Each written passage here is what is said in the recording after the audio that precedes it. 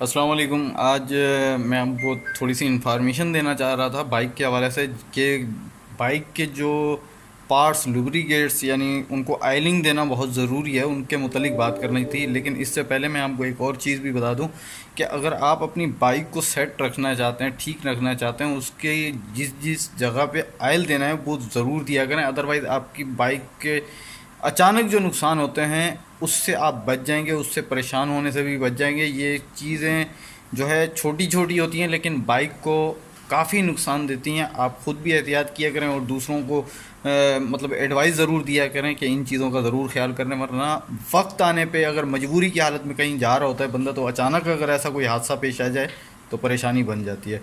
चलें जी, चलते हैं वीडियो की तरफ। ये लुब्रिकेट्स करनी है, ये पार्ट्स जो मैं आपको गाड़ी के बताऊंगा। एक तो यहाँ से आपने इसको ज़रूरी जो है आयल देना है, लुब्रिकेट्स मतलब मस्ट करना है। दूसरा ये एक्सल है, एक्सल को निकाल के जिस वक्त निकालते हैं तो इसके अंदर ग्रीस मस्ट लगानी है, वरना ये जंग लगना शुरू हो जाता है और ख़राब भी हो जाती है। एक चीज़ ये हो गई। चले यहाँ पे मैंने आपको बता दिया। दूसरा इसका दूसरा जो पार्ट्स है यहाँ पे भी आयलिंग करनी है। इस जगह पे ये आयल मस्ट है। यहाँ पे जो है कि ये बहुत सख्त हो जाता है या कुछ ऐसा वैसा होता है तो यहाँ पे भी आयलिंग ज़रूरी है।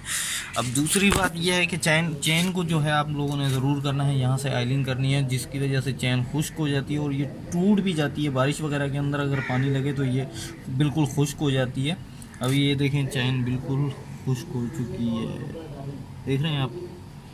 तो इसका ज़रूर ख्याल रखें, ये भी मैंने आपको बता दिया। साथ ही साथ मैं आपको एक और चीज़ भी दिखा देता हूँ कि उससे जो है इन चीज़ों को बहुत करना पड़ता है।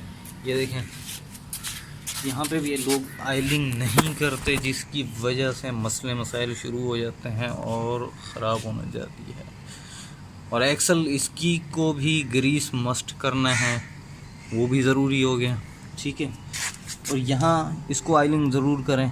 यहाँ 5-6 बार ट्यूनिंग अगर हो जाए तो उसके बाद इसको खोल के बाहर निकाल के इसको जो है ग्रीस वगैरह भी आप लाजमी करें। किक वगैरह को भी आयल ज़रूर दें, क्योंकि लोग कहते हैं कि ये जी हमें हाथ के साथ नीचे करनी पड़ जाती है या कुछ ऐसे। अब इसकी हालत आप खुद ही देख रहे हैं, ठीक है जी। अच्छा, ये क्लच का है, इसको भी आयल देना बहुत ज़रूरी होता है, ये वरना हार्ड हो जाती है। इसको बिल्कुल नरम होना चाहिए, जिसकी वजह से भी मसले दरपेश आते हैं। और ये छोटी छोटी चीज़ें हैं, बाद में फिर बड़े मसले बन जाते हैं। अच्छा, ये भी मैंने आपको बता दिया। और आगे जो है आप उसमें भी ज़रूर आयलिंग करें। अच्छा, यहाँ पे ये रेस स्पॉकेट है, यहाँ पे इसको आयल देना बहुत ज़रूरी है। अभी इसकी कंडीशन आप यहाँ से देख सकते हैं कि ये घसना शुरू हो जाता है, जिसकी वजह से या तो तार टूट जाती है या तो ये खुद रेस ग्रिप ही टूट जाता है सारा। चलें जी, उसके साथ साथ यहाँ पे आयलिंग बहुत ज़रूरी है, इस जगह पे भी तो ये बहुत ज़रूरी है। ये बात कर रोना। अब यहाँ से जो है आयलिंग अगर आप नहीं करते तो ये तार जो होती है, वायर जो क्लच की होती है, या तो ये यहाँ से टूट जाती है या तो फिर कोई और मुसीबत खड़ी हो जाती है। मतलब कुछ ना कुछ ऐसा गड़बड़ हो ही जाती है। लेकिन मैं ये कहूँगा कि आप इसको आयलिंग ज़रूर दें, हर सूरत दें जी। तो आपने वीडियो भी देख ली सारी और मेरी जो चीज़ें थी वो भी मैंने आपको बता दी।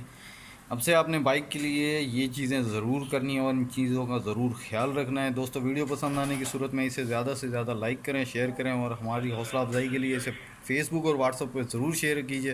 हमारी अगली वीडियो आने तक अपना और अपने पैरों का ढेर सारा ख्याल रखिए। अल्लाह हाफिज़।